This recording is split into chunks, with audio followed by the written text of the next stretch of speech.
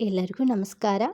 ಖಾರವಾಗಿ ಏನಾದರೂ ತಿನ್ನಬೇಕನ್ನಿಸ್ದಾಗ ಈ ಥರ ಒಮ್ಮೆ ಮೊಟ್ಟೆ ಸಾಂಬಾರು ಮಾಡ್ಕೊಂಡು ತಿನ್ನಿ. ತುಂಬ ರುಚಿಯಾಗಿರುತ್ತೆ.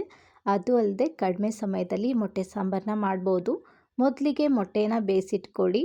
ನಂತರ ಮಿಕ್ಸಿ ಜಾರ್ಗೆ 1/4 ಕಪ್ನಷ್ಟು ಹಸಿ ಕೊಬ್ಬರಿ, ಕಟ್ ಮಾಡಿ ಇಟ್ಕೊಂಡಿರುವಂಥ 1 ಈರುಳ್ಳಿ, 1 ಟೊಮೊಟೊ, 1 ಇಂಚಿನಷ್ಟು ಶುಂಠಿ, 1 ಗಡ್ಡೆಯಷ್ಟು ಬೆಳ್ಳುಳ್ಳಿ, ಖಾರಕ್ಕೆ ಬೇಕಾದಷ್ಟು ಅಚ್ಚ ಖಾರದ ಪುಡಿ, ಅರ್ಧ ಸ್ಪೂನಷ್ಟು ಧನಿಯಾ ಪೌಡರ್, ಅರ್ಧ ಸ್ಪೂನಷ್ಟು ಮೊಟ್ಟೆ ಮಸಾಲ, 1/4 ಸ್ಪೂನಷ್ಟು ಅರಿಶಿನ ಪುಡಿ, ತೊಳೆದಿರುವಂಥ ಪುದೀನ ಸೊಪ್ಪು, ಸ್ವಲ್ಪ ಕೊತ್ತಂಬರಿ ಸೊಪ್ಪು, 1 ಇಂಚು ಚಕ್ಕೆ, 4 ಲವಂಗ, ರುಬ್ಬೋಕ್ಕೆ ಬೇಕಾದಷ್ಟು ನೀರನ್ನು ಹಾಕಿ ನುಣ್ಣಗೆ ರುಬ್ಬಿ ಎತ್ತಿಟ್ಕೊಳ್ಳಿ.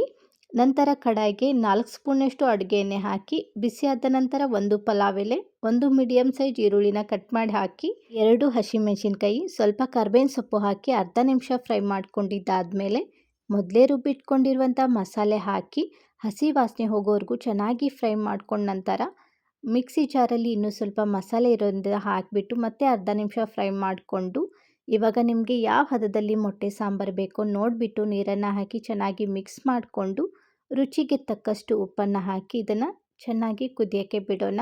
ಕುದೀತಾ ಇರಬೇಕಾದ್ರೆ ಉಪ್ಪು ಖಾರ ಏನಾದರೂ ಕಡಿಮೆ ಬಿದ್ದಿದ್ರೆ ಚೆಕ್ ಮಾಡಿ ಹಾಕಿ ಮೊದಲೇ ಬೇಯಿಸಿಟ್ಕೊಂಡಿರುವಂಥ ಮೊಟ್ಟೆನ ಹಾಕಿ ಒಂದು 2 ನಿಮಿಷ ಮುಚ್ಚಳ ಮುಚ್ಚಿಬಿಟ್ಟು ಬೇಯೋಕ್ಕೆ ಬಿಡೋಣ.